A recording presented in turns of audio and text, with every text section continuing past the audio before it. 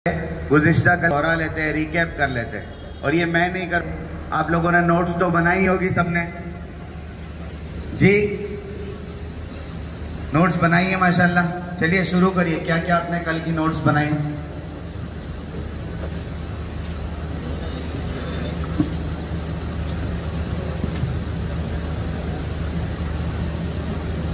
بسم اللہ الرحمن الرحیم. کل بات یہاں سے شروع ہوئی تھی القیادت الاصلیہ، لیڈرشپ وداؤٹ ٹائٹلز، یعنی بے تاج بادشاہ. اب اس کے اندر قرآن مجید کی آیت سب سے پہلے وفی الارض آیات للموقنین وفی انفسکم افلا تبصرون. اس کے بعد ہمارے حضرت مولانا ساجد صاحب دامت برکاتہم نے بلی کی مثال دے کر تصویر کے ذریعے سے 3 چیزیں بتائی تھی کہ بعض لوگ وہ ہوتے ہیں جو اپنے آپ کو جیسے ہے ویسے ہی دیکھتے ہیں، اور بعض لوگ وہ ہوتے ہیں جو اپنے آپ کو وہ جیسے ہیں اس سے بھی آگے کا سوچ کر دیکھتے ہیں، اور تیسرے وہ ہوتے ہیں جو اپنے آپ کو بہت کمتر دیکھتے ہیں. اس کے بعد ٹائٹینک کا واقعہ بتایا گیا تھا کہ ٹائٹینک نے جب اپنے سگنل چھوڑے تھے ڈوبنے سے پہلے، تو ایک جہاز اس کے بالکل 7 میل کے قریب میں تھا، دوسرا جہاز 14 میل کے قریب میں تھا، اور تیسرا جہاز 58 میل کی دوری پر تھا. لیکن جو 58 میل کی دوری پر جو جہاز تھا، وہی جہاز سب سے پہلے اس کے میسج کو قبول کیا اور وہ آگے بڑھا. جو قریب میں جو جہاز تھا وہ اس وجہ سے نہیں آیا کہ وہ لوگ غیر قانونی طور پر مچھلی پکڑ رہے تھے. ان کو یہ ڈر تھا کہ اگر ہم جائیں گے تو پھر پکڑ میں آ سکتے ہیں. اور وہ جو 14 میل کی دوری پر جو کیلیفورنین جہاز تھا، وہ خود ایک آئس برگ کے اندر اٹکا ہوا تھا، وہ نہیں پہنچ سکا. تو اس سے یہ سمجھ میں آیا کہ جو لوگ یعنی اپنے آپ میں جو غلط ہوتے ہیں وہ دوسروں کی مدد نہیں کر سکتے. یہ سمسنگ جہاز کے ذریعے سے سمجھ میں آیا، اور کیلیفورنین جہاز کے ذریعے سے یہ سمجھ میں آیا کہ کچھ لوگ ایسے ہوتے ہیں جو اچھے وقت کا انتظار کرتے ہیں کہ اگر حالات درست ہو گئے تو ہم کریں گے ورنہ دیکھا جائے گا.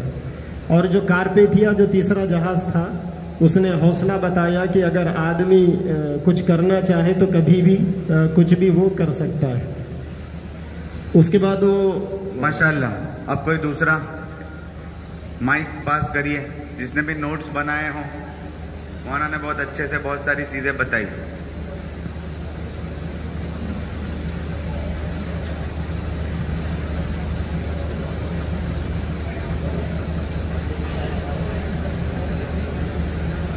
جی ماشاءاللہ.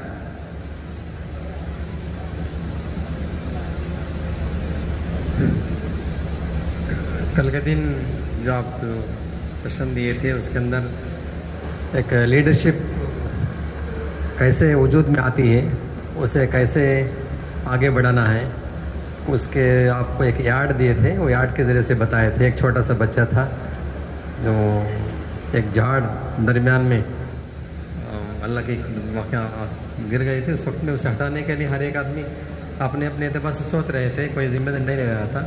ایک چھوٹا سا بچہ اترا اور اپنا جو کام تھا وہ کر لگا، اور اس کے کام دوسروں کے لیے انسپریشن ہوا. اور دوسرے بھی سمجھے چھوٹا بچہ جب کام کرتا ہے تو ہم اتنے بڑے آدمی، ہم بھی آگے بڑھنا ہے. تو آپ کل ایک بات سمجھ میں آئے تھے، لیڈرشپ جو ہوتی ہے وہ گروپ میں سے تو تمام لوگوں کو لے کر چلنا ہے، اپنے آپ کو خود کھڑا کرنا ہے. پہلے چلیں گے تو پیچھے سے اس کے ذہن میں آپ ایک شعر بھی بولے، میں اکیلا چلا جانے میں منزل بول کر. وہ یہ بات بتائی جاتی ہے کہ ہم سب مل کر جب کام کریں گے تو اس میں ایک لیڈرشپ ایک کوالٹیز پیدا ہوتے بول کے بولے تھے. لیڈرشپ کی تعریف بیان کی گئی تھی جس میں 4 اجزاء تھے. لیڈرشپ ایک پروسیس ہے، ایک عمل کا نام ہے. لیڈرشپ میں انفلوئنس یعنی اثر و رسوخ ہوتا ہے. نمبر 3، لیڈرشپ جماعت میں واقع ہوتی ہے، انفرادی اعتبار سے نہیں. اور چوتھی چیز، لیڈرشپ میں اہداف مشترک ہونے چاہیے، گولز جو ہے ایک ہونے چاہیے، سملر ہونے چاہیے، تب جا کر کام ہوتا ہے. بہت اچھے. اور کوئی بتائے گا اور کل کیا بات ہوئی؟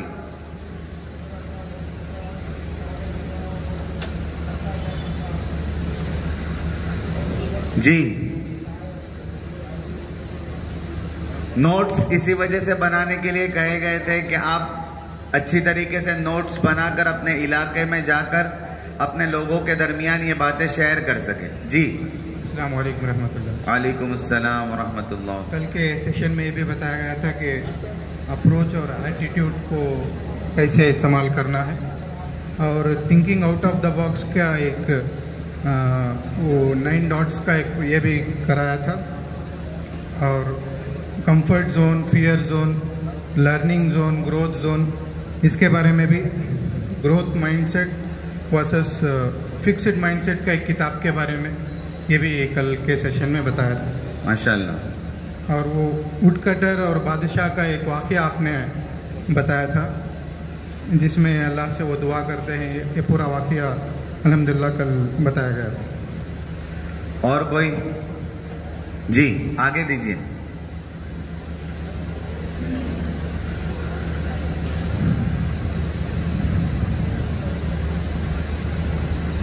अस्सलाम वालेकुम। कल और एक अक्लमंद परिंदे के बारे में बताया गया कि एक परिंदा है जो कैद हो जाता है, तो शिकारी को परिंदा ये कहता है कि तू मुझे छोड़ दे, मैं तुझे 3 बेहतरीन नसीहतें करूँगा। तो उसकी बातों में आकर जो है सो शिकारी परिंदे को छोड़ देता। तो परिंदा पहली नसीहत ये करता कि पिछली गलतियों पर ख़ुद को अजियत ना दे और बहुत ज़्यादा पछतावा ना कर।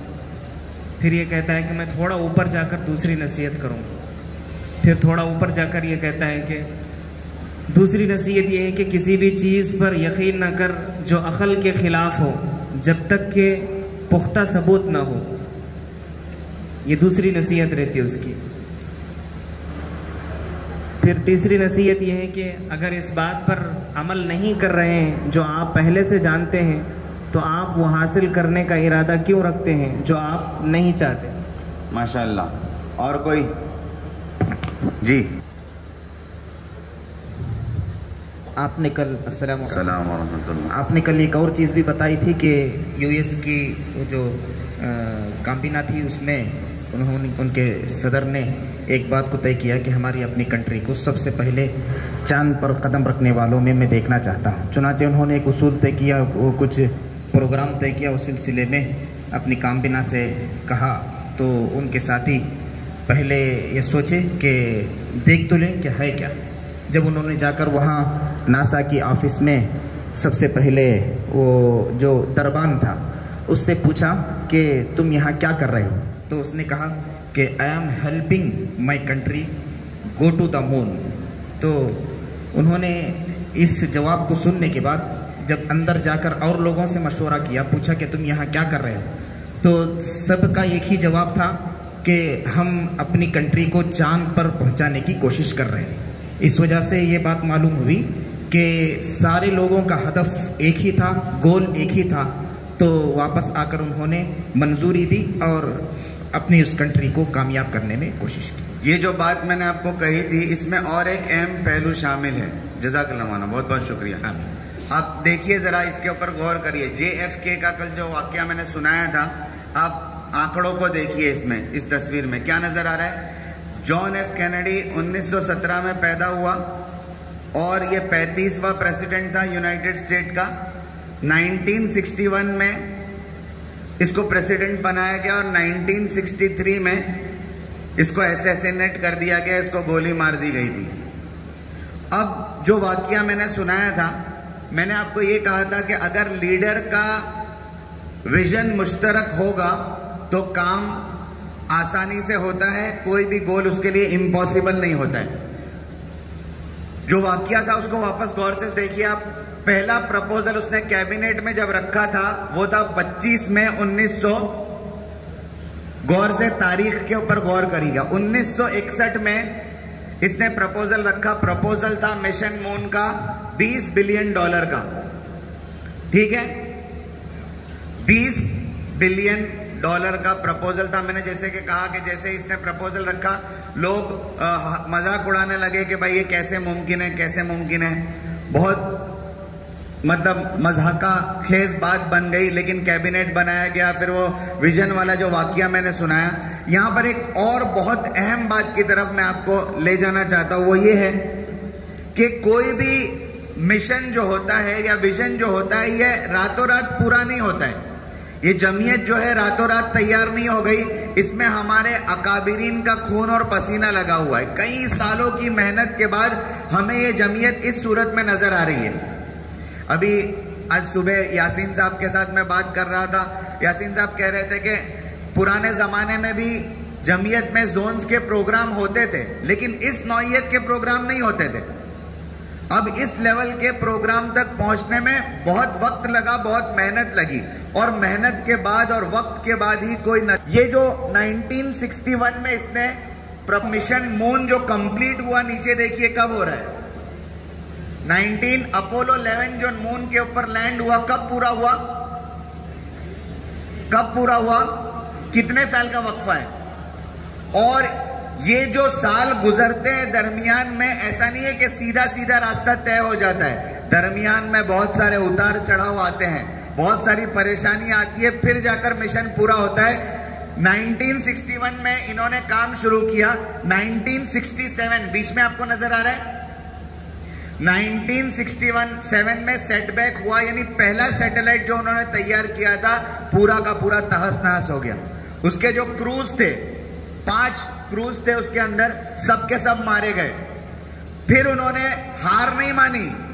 67 میں پورا مشن ختم ہو گیا لیکن پھر بھی انہوں نے پھر سے پروجیکٹ شروع کیا, اور 69 میں پھر سے انہوں نے, اس سے بھی ایک بڑی بات بتاؤ آپ کو, بہت غور کریے گا. پروپوزل کب رکھا گیا؟ بولیے نا زور سے, سب بولیے, کب پورا کب ہوا؟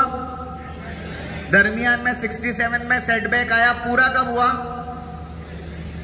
اس سے بھی ایک اہم بات بتاتا ہوں میں. آپ نے یہاں پر دیکھا, غور کیا, کینیڈی کی موت کب ہوئی ہے؟ 63 میں لیڈر مر چکا ہے. جس ویژن اور مشن پر کام کرنا شروع کیا تھا اس لیڈر نے, لیڈر خود موجود نہیں ہے لیکن اس نے اپنا ویژن اور مشن اپنی ٹیم میں ایسا گھول کر پلایا ہے کہ اس کے مرنے کے کئی سالوں کے بعد وہ مشن پورا ہو رہا ہے. کتنا سٹرونگ ویژن ہوگا. اور اس سے بھی بڑی مثال ہمارے پاس ہمارے اور آپ کے آقا محمد عربی مصطفیٰ صلی اللہ علیہ وسلم کی ہی موجود ہے. ہجرت فرما رہے ہیں آپ, سراقہ بن مالک آپ کا پیچھا کر رہے ہیں, اور 3 مرتبہ سراقہ پیچھا کرتے ہوئے گھوڑے کی پیٹھ سے گر جاتے ہیں. آخرکار ہار مان کر کہتے ہیں, محمد رک جاؤ, میں ہار مانتا ہوں اور یہ سمجھ لیتا ہوں کہ آپ کے ساتھ غیبی طاقت ہے, کیونکہ ہم لوگ جو گھوڑے کی پیٹھ پر پیدا ہوتے ہیں وہ اگر گھوڑے سے گر جاتے ہیں اس کا مطلب یہ ہے کہ ہم کو گرانے والا کوئی موجود ہے. اور پھر اللہ کے رسول صلی اللہ علیہ وسلم نے سراقہ بن مالک کو جو وعدہ کیا وہ کیا تھا؟ بولیے نا سب, کیا وعدہ تھا؟ زور سے بولیے, کیا وعدہ تھا؟ ایک آدمی جو بے سر و سامانی کی حالت میں اپنا وطن عزیز, گھر بار, رشتہ دار, اقارب سب کو چھوڑ کر جا رہا ہے, اور وہ کس چیز کا وعدہ کر رہا ہے؟ کسرا کے کنگن کا وعدہ کر رہا ہے. اور اللہ کے رسول صلی اللہ علیہ وسلم جانتے تھے کہ یہ چیز میری حیات میں پوری ہونے والی, لیکن اپنی ٹیم پر بھروسہ تھا. جس جماعت کو صحابہ کی جس جماعت کو تیار کیا تھا ان پر ہمارے رسول کو بھروسہ تھا کہ چاہے میں دنیا میں موجود نہیں ہوں لیکن میرے وعدے کا یہ لوگ پاس و لحاظ رکھیں گے اور اس دین کو عرب سے نکال کر عجم تک ضرور پہنچائیں گے. ہوا وہ کتنے وقت کے بعد ہوا؟ اللہ کے رسول صلی اللہ علیہ وسلم ابھی تو ہجرت پر فرما رہے ہیں, ہجرت کا پورا زمانہ گزر گیا, حضرت ابوبکر کی خلافت کا پورا زمانہ گزر گیا, اور حضرت عمر کی خلافت کا ایک زمانہ گزرنے کے بعد کیسر و کسرا کے خزانے آپ کی قدموں پر آئے, اور اس وقت سراقہ بن مالک کو بلا کر سونا حرام ہو چکا تھا. اللہ کے رسول صلی اللہ علیہ وسلم کا وعدہ تھا. عمر نے کہا, سراقہ ایک مرتبہ میرے نبی کا وعدہ ہے, پہننا پڑے گا. کتنے سال کے بعد ویژن پورا ہوا؟